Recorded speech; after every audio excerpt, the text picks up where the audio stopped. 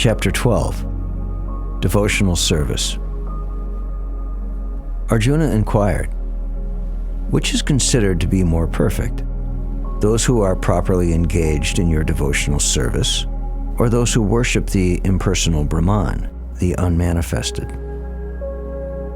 The Blessed Lord said, he whose mind is fixed on my personal form, always engaged in worshiping me with great and transcendental faith, is considered by me to be most perfect.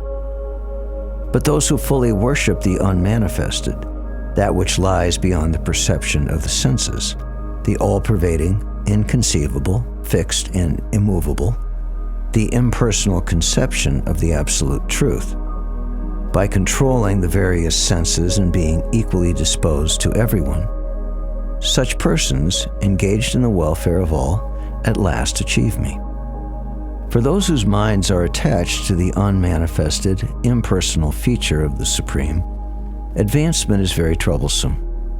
To make progress in that discipline is always difficult for those who are embodied.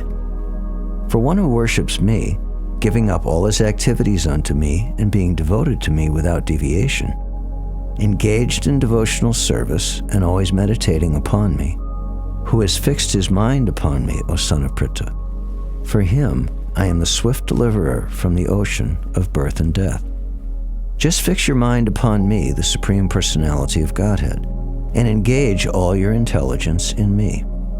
Thus you will live in me always, without a doubt.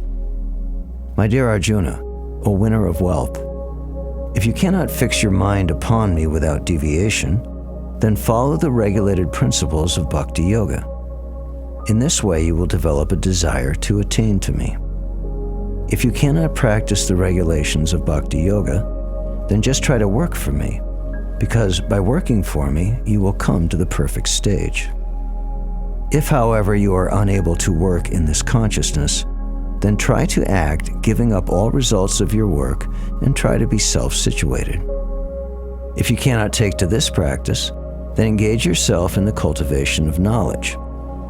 Better than knowledge, however, is meditation, and better than meditation is renunciation of the fruits of action, for by such renunciation one can attain peace of mind. One who is not envious, but who is a kind friend to all living entities, who does not think himself a proprietor, who is free from false ego and equal both in happiness and distress, who is always satisfied and engaged in devotional service with determination, and whose mind and intelligence are in agreement with me, he is very dear to me.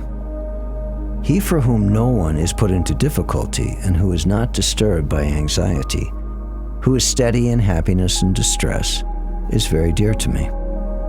A devotee who is not dependent on the ordinary course of activities, who is pure, expert, without cares, free from all pains, and who does not strive for some result, is very dear to me. One who neither grasps pleasure or grief, who neither laments nor desires, and who renounces both auspicious and inauspicious things, is very dear to me.